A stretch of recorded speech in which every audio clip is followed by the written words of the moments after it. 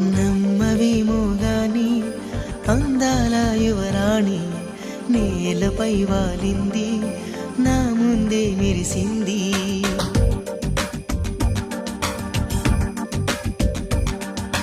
నమ్మవేమో గాని అందాల యువరాణి నేలపై వాలింది, నా ముందే మెరిసింది.